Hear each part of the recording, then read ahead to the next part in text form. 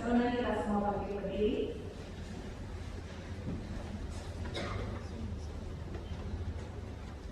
Pertolongan kita di dalam ibadah penghiburan ini datangnya daripada Allah Tritunggal, Allah yang menciptakan langit dan bumi dan mencipta kita semua. Turun atas kita sekalian anugerah berkat dan rahmat daripada Tuhan kita Yesus Kristus. Amin. Jemaat masih tetap bangkit berdiri, bersama-sama kita akan naikkan satu ujian dalam Kristus harapan.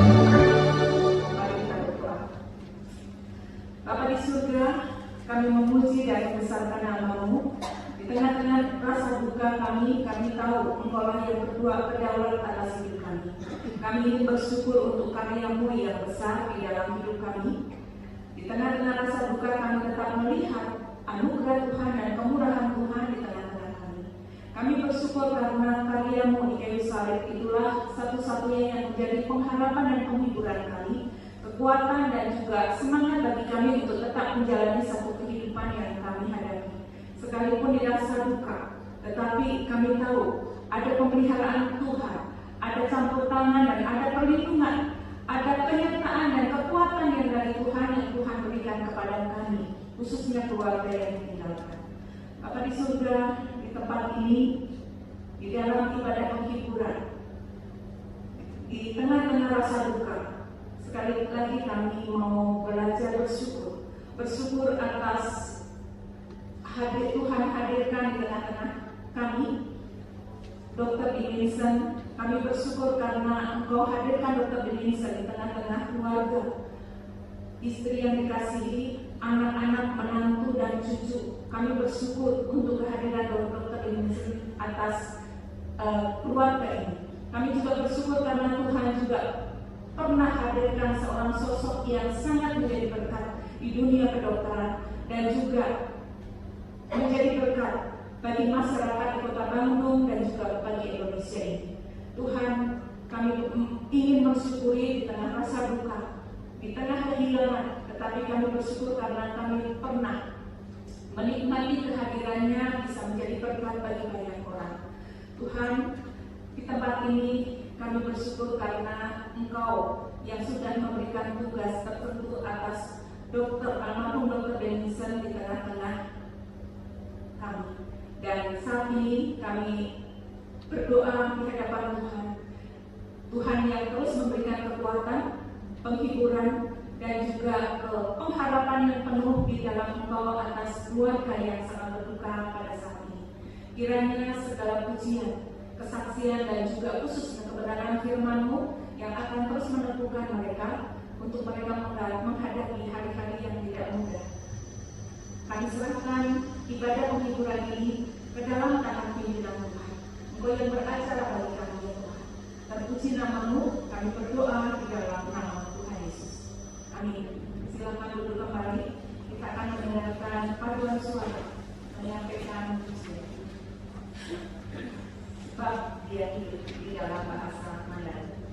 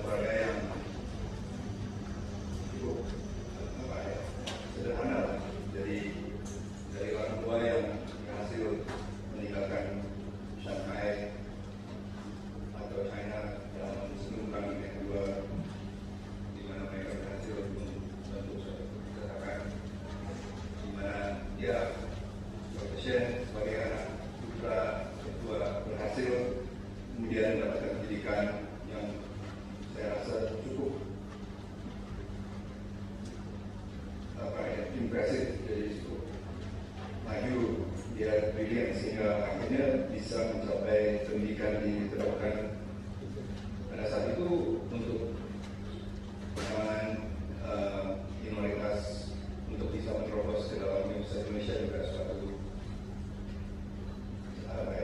keberhasilan yang sangat menerobos dan sebagai pelopor pada saat itu juga. Ya, cita-cita menjadi dokter selalu ada dari usia muda. Dalam pendidikannya dia berhasil kemudian mendapatkan pendidikan lebih dalam ilmu bedah di Amerika, di mana dia merasa itu bertemu dengan ibu dan kembali ke Indonesia setelah mendapat pendidikan di rumah sakit terkemuka untuk jantung di Kemudian. Setelah mendapat pendidikan itu dia tetap masih terbuka untuk kembali ke Indonesia. Pada saat itu juga seperti sekarang tantangan buat dokter yang walaupun mendapat pendidikan di Indonesia dan sosialisasi di luar untuk kembali, tantangannya pada saat itu juga sudah ada sampai sekarang tetap berjalan. Tapi dia berhasil menerobos tantangan tersebut dan menjadi salah satu dokter yang sangat terkemuka di Bandung. Dan itu pun mendapat banyak tantangan. Walaupun dia berbekal ilmu dan kemampuan di bidang jantung, dia tidak mendapatkan kesempatan untuk mempraktikkan ilmu tersebut sebelum dia sendiri akhirnya terbuka untuk membentuk suatu fasilitas dan rumah sakit di mana itu bisa terjadi di Bandung, di mana akhirnya tahun 1970 dia berhasil mendirikan rumah sakit Rajawali dan berhasil akhirnya mencapai cita-cita untuk membawa kemajuan teknologi buat kardiologi dan bedah jantung. Jadi banyak tantangan yang dia propose. Buat saya pengalaman dan sebagai ayah, dan bukan hanya untuk saya, dia adalah suatu ayah buat semua orang yang bekerja sama dengan dokter sebagai karyawan ataupun kalangan kolega. Semua tahu bahwa saya adalah seorang yang disiplin, bekerja keras dan tidak pernah tahu lelah.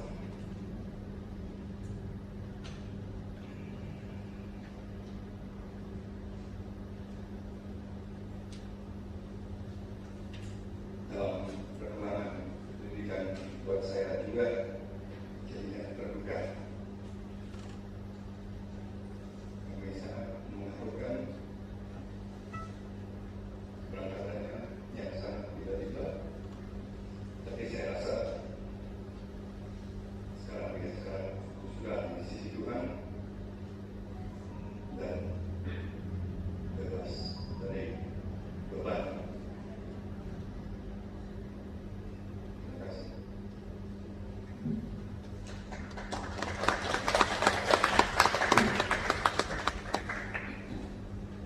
Ya, seorang yang besar, seorang yang luar biasa yang Tuhan hadirkan khususnya di Kota Bandung di Indonesia ini.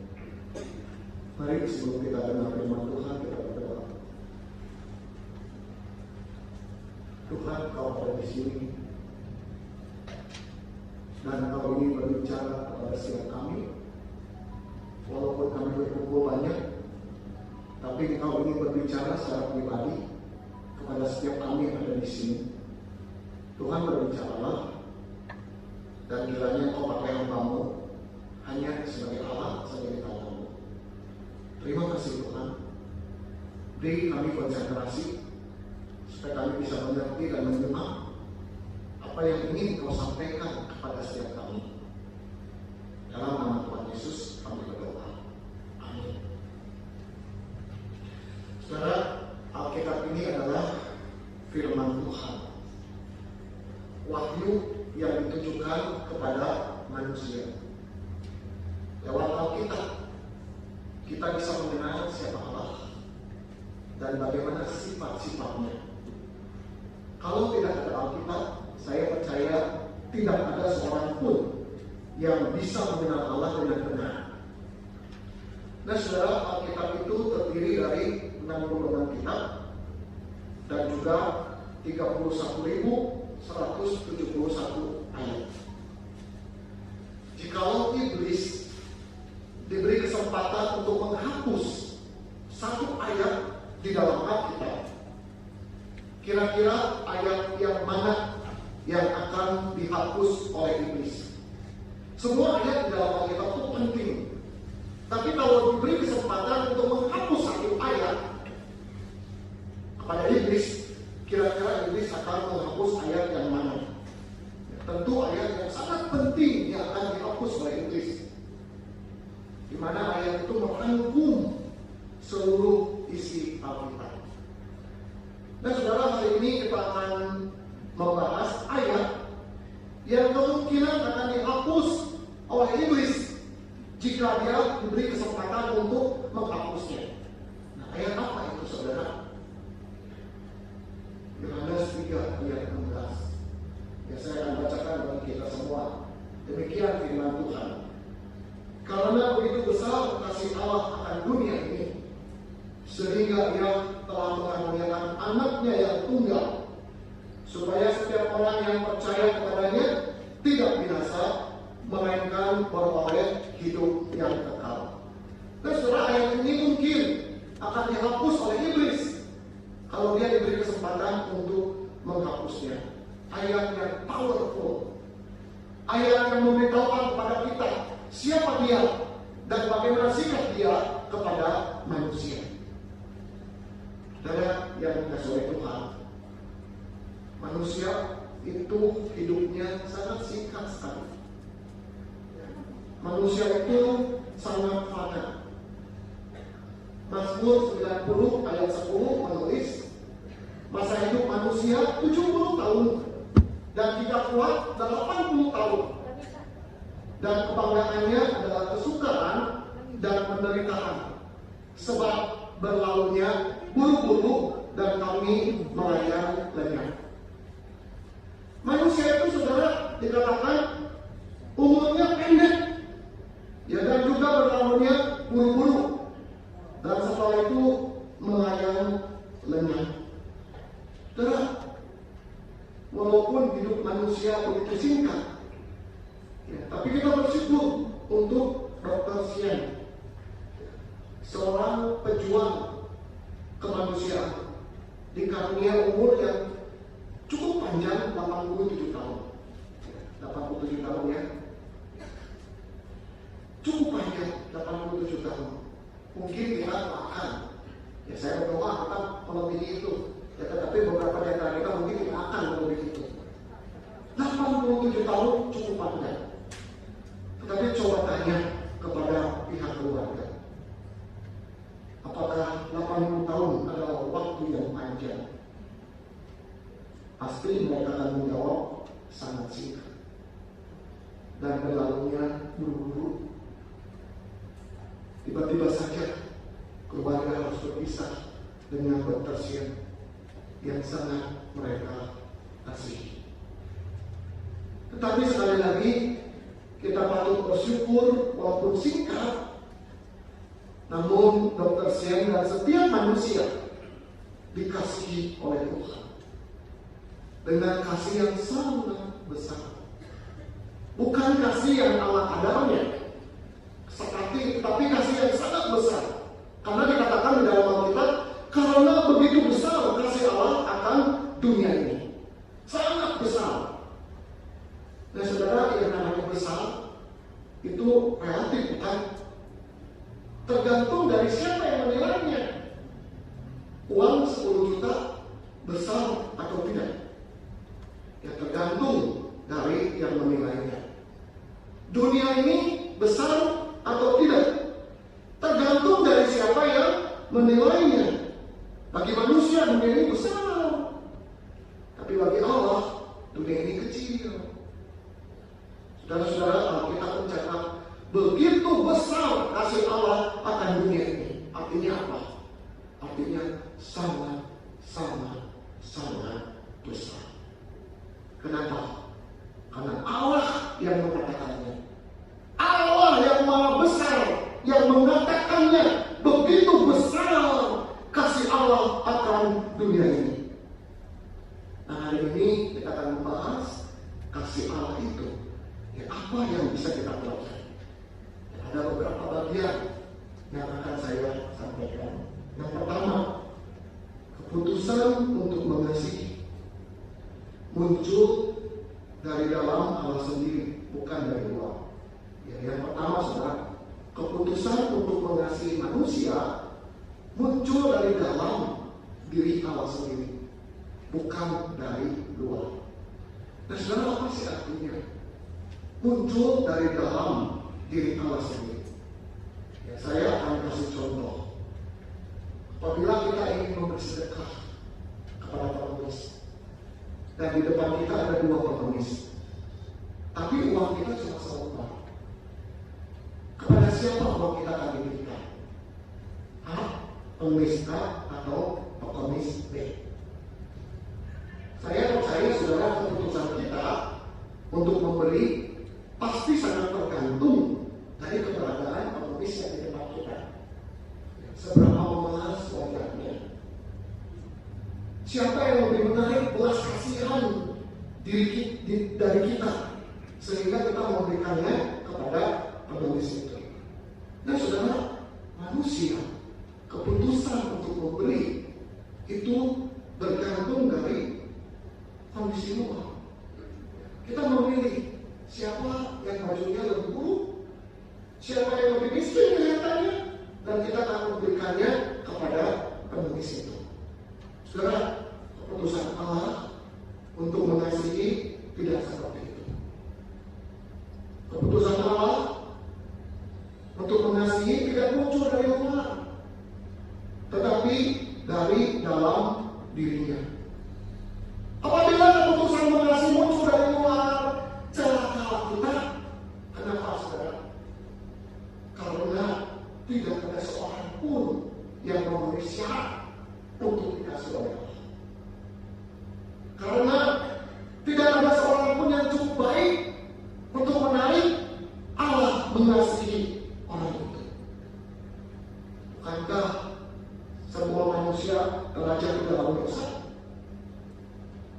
telah melawan dan memberontak Allah? Yang pantas dilakukan Allah adalah menghukum dan membuangnya ke neraka. Karena semua manusia sudah melawan dan memberontak kepada Allah.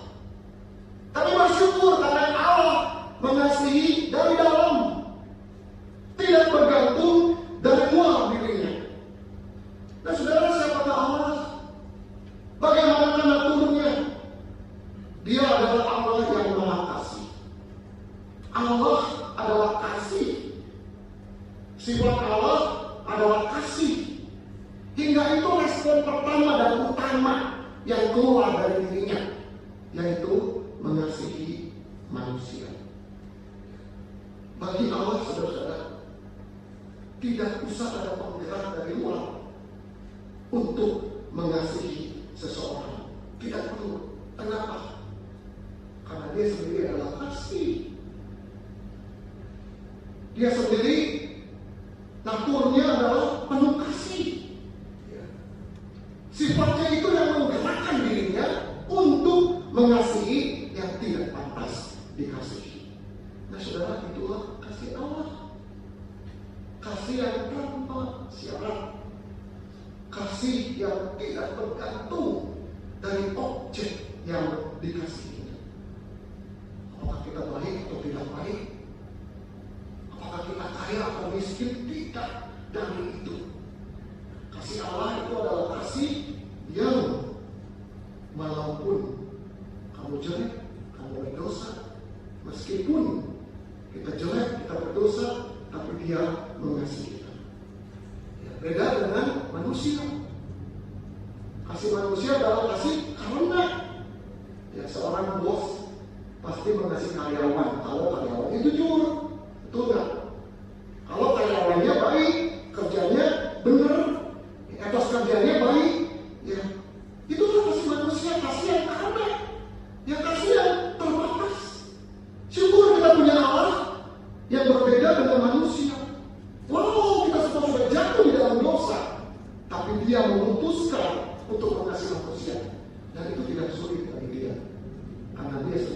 adalah kasih yang sempurna itu. Nah saudara yang dikasih oleh Tuhan, siapapun kita dan bagaimanapun keberadaan kita, Allah mengasihi kita dengan kasih yang sangat besar. Itu yang pertama. Yang kedua, saudara, bukti besarnya kasih Allah bisa dilihat dari apa? Dari yang diberikan Allah kepada manusia. Apa yang diberikan Allah kepada manusia? Dikatakan di dalam Yohanes 3 ayat 16, yang mengaruniakan anaknya yang tunggal. Yang memberikan anaknya yang tunggal. Bukan barang mati yang dia berikan kepada manusia. Bukan benda yang tidak bernyawa yang dia karuniakan kepada manusia. Dia memberikan anaknya yang tunggal. Saudara, Allah kita adalah Allah Tritunggal. Allah Bapa, Allah Anak, dan Allah Roh Kudus. Allah Bapa cuma punya satu anak, anaknya tunggal. Tapi dia berikan itu kepada manusia untuk menghapus dosa-dosa umat manusia. Manusia tidak bisa menghapus dosanya dengan perbuatan baiknya, tidak bisa, dengan apapun tidak bisa. Oleh karena itu Allah memberikan anaknya yang tunggal. Kalau manusia bisa menghapus dosa, untuk apa Allah memberikan anaknya yang tunggal? Karena tidak bisa. Kita harus berbuat baik, tapi kebaikan kita tidak cukup membawa kita masuk surga. Kita harus berbuat baik, tapi kebaikan kita tidak, di mata Allah yang sempurna itu tidak cukup baik. Sehingga untuk bisa menyelamatkan manusia, Allah Bapa harus mengaruniakan anaknya yang tunggal.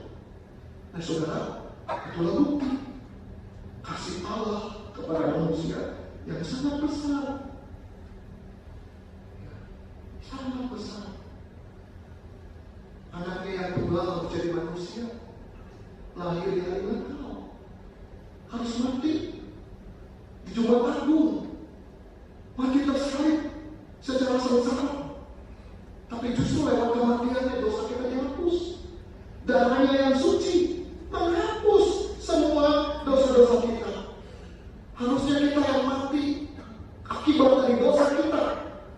Tapi karena Allah memberikan anaknya yang tunggal, maka dosa kita dihapus oleh darah anaknya yang tunggal yang tercurah di atas kayu salib. Nah saudara, kasih Allah yang besar ini bukan hanya jangkauannya saja yang besar, menjangkau seluruh dunia, seluruh manusia, tetapi isinya juga besar, pemberiannya juga besar, yaitu anak tunggalnya. Siapa Bapak di dunia yang mau memberikan anak tunggalnya untuk mati sengsara bagi orang lain yang merugikan dirinya? Tidak ada. Tapi Allah Bapa di surga memberikan anak tunggalnya untuk mereka yang berdosa. Dan celakanya orang yang berdosa itu tidak sadar dia berdosa. Dia merasa cukup baik. Tapi Allah memberikan anak tunggalnya demi mereka orang yang berdosa. Kado yang paling besar sudah Allah berikan kepada kita. Saudara, apabila ada teman kita yang ulang tahun, apa kira-kira kado yang akan kita berikan kepada teman kita? Tergantung ya. Kalau temannya biasa ya biasa kadonya. Tapi kalau temannya istimewa, kadonya pasti istimewa. Apalagi kalau yang ulang tahun adalah anggota keluarga kita yang kita cintai. Tentu saudara-saudara kita akan memberikan kado yang spesial. Nah saudara, anaknya yang tunggal itu kado yang spesial. Tidak bisa dinilai oleh uang, tidak bisa dinilai oleh apapun juga. Itu hal yang paling besar Allah berikan kepada manusia berdosa. Kenapa saudara? Karena manusia istimewa di mata Tuhan. Manusia melawan Tuhan, tapi Tuhan mengasihi manusia. Manusia berontak pada Tuhan, tapi Tuhan menganggap manusia sebagai makhluk yang spesial dan istimewa. Sehingga anaknya yang tunggal itu diberi bukan untuk hidup nyaman di dunia, tapi untuk mati secara sengsara di atas kayu salib. Oh saudara, kalau kita pelajari anaknya yang tunggal, waktu dia lahir di hari Natal, tidak ada sambutan yang meriah. Dia lahir di dalam kesepian dan kesunyian. Dia lahir di tempat yang hina, bangunan, tempat makan binatang dan juga buang kotoran binatang. Dia lahir di sana. Setelah dewasa, dia harus mati secara sengsara di atas kayu salib. Dan di dalam matinya, dia dianggap sebagai kriminal terbesar, penjahat terbesar sampah masyarakat. Dia ditelanjang, dia dihina, diludahi, dipermalukan habis-habisan. Padahal dia adalah anak tunggal Bapa, oknum kedua dari Allah tunggal. Tapi Allah membiarkan semuanya itu terjadi karena Allah mengasihi kita. Kalau anak tunggalnya tidak datang dalam dunia, kita semua masuk neraka. Kita harus menanggung dosa-dosa kita. Tapi puji Tuhan, Dia memberikan anaknya yang tunggal mati sengsara di atas kayu salib. Padahal Allah bisa mencegah kematiannya. Tapi di dalam Yesaya 53 ayat 10 dikatakan Allah berkehendak menemukan dia dengan kesakitan. Dia izinkan itu agar dosa-dosa kita bisa dihapus, agar nama kita tercatat di surga, agar kita bisa memperoleh hidup yang kekal. Saudara, minta maaf dengan sombong dengan diri kita. Jangan anggap dengan kekuatan kita bisa masuk surga. Siapa kita, saudara? Hanya darah Kristus, anaknya yang tunggal, yang bisa membawa kita masuk surga. Bayangkan kalau dengan kekuatan kita sendiri kita bisa masuk surga. Di surga penuh dengan kesombongan. Saya masuk ke sini karena saya bisa masuk surga dengan kekuatan saya sendiri. Saudara, kalau surga penuh dengan kesombongan, maka tidak bisa lagi disebut sebagai surga. Tapi puji Tuhan, kita masuk surga karena darah dan anak tunggal yang dikorbankan di atas kayu salib. Dan yang ketiga, yang paling penting dari khotbah pada malam hari ini, yang untuk siapa Allah melakukan semua itu. Telah dikatakan, barang siapa yang percaya kepadanya tidak binasa, melainkan beroleh hidup yang kekal. Saudara, ini yang paling penting.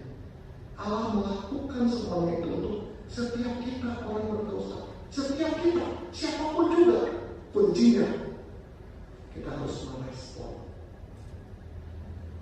Kita harus percaya. Kita harus menghargai kasih Allah dan menghormatinya. Saudara yang dikasih oleh Tuhan, tanpa merespon kasih Allah, maka kasih Allah yang besar itu tidak akan menimbulkan dampak apa-apa di dalam hidup kita. Tidak akan. Tanpa kita percaya kepada kasih Allah yang besar itu, tidak akan terjadi apa-apa di dalam hidup kita. Tidak akan. Oleh karena itu, saudara, kasih Allah yang besar itu harus direspon. Kita harus tinggalkan dosa. Kita harus bertobat. Dan kita harus percaya kepada Tuhan Yesus, anak Allah yang tunggal.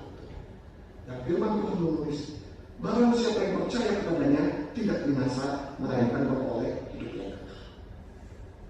Saudara, apa sih yang paling dibutuhkan oleh orang yang sudah meninggal?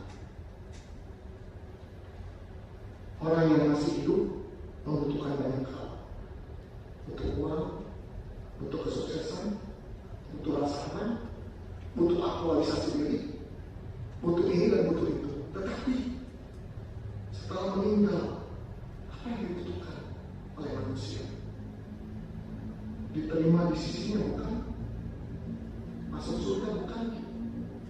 Memperoleh hidup yang kekal bukan? Dan Allah berjanji akan memberikan itu kepada mereka yang merespon kasih Allah. Bukan tahu saja, tapi merespon kasih Allah, menjadikan Yesus sebagai Tuhan dan Juru Selamat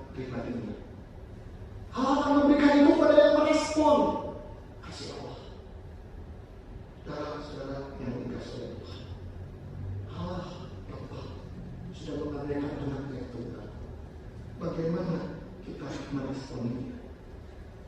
Apakah kita berkata, sebodoh, aku nggak perlu itu buat orang lain. Saudara, dari itu kita tidak akan menerima hidup yang kekal. Kalau kita meresponnya, Tuhan, aku mau percaya, aku bertobat tinggalkan dosa dan menerima Engkau sebagai Tuhan dan Juru Selamatku, maka orang yang seperti itu tidak binasa, melainkan beroleh hidup yang kekal. Saya tidak tahu Dr. Davidson seperti apa, tapi saya dengar banyak Dr. Davidson banyak mendapat anugerah mendengar Injil yang begitu berlimpah. Semoga hati yang terkecil merespon kasih Allah yang begitu besar bagi dia dan bagi setiap kita. Mari kita berdoa kepada kita berdoa.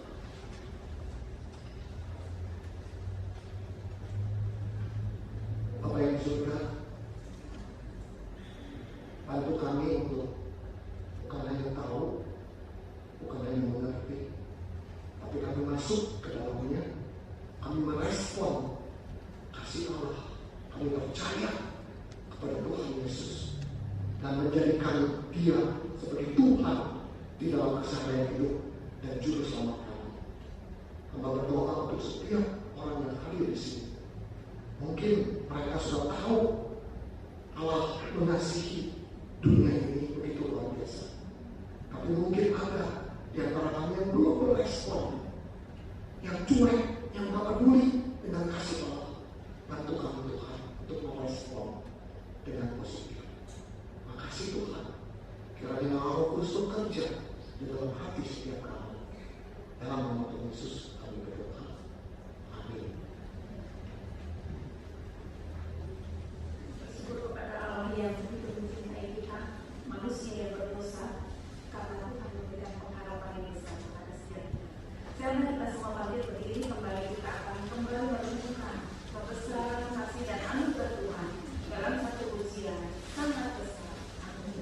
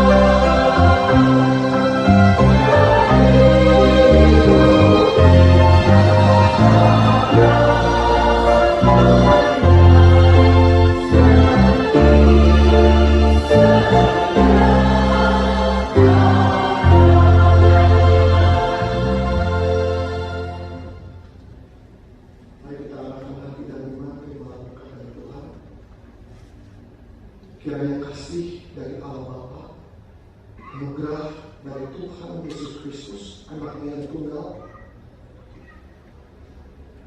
persekutuan Allah Roh Kudus, kiranya memberkati, menguatkan, menghibur, dan menjadikan mata rohani kami, sehingga kami makin mengenal Engkau, khususnya menguatkan dan menghibur keluarga yang sedang berduka. Amin. Silakan kembali.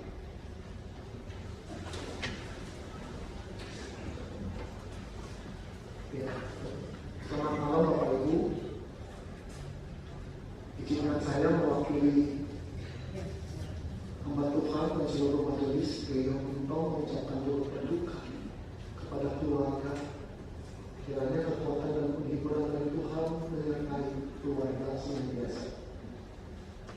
Dan yang kedua, besok akan diadakan kebaktian pemberangkatan jenazah pada pukul 9. Dan setelah itu jenazah akan diberangkatkan ke krematorium Cikadut dan akan dikremasikan di sana.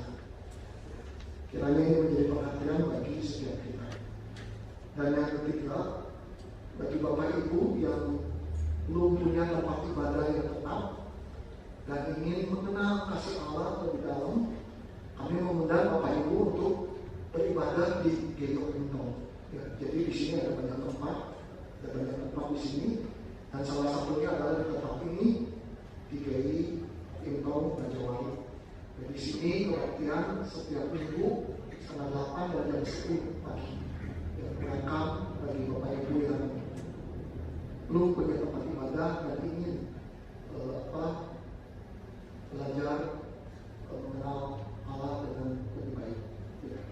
Demikian Bapak Gereja, mungkin dari pihak keluarga ingin mengucapkan sepatah dua kata. Persilakan.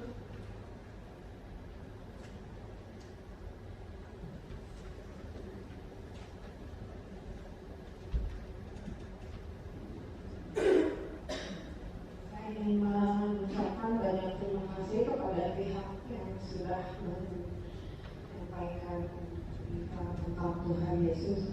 Marilah kita semua menerima Tuhan Yesus dalam hati kita. Marilah kita semua percaya bahwa Tuhan Yesus dalam surga. Mungkin kita satu keluarga banyak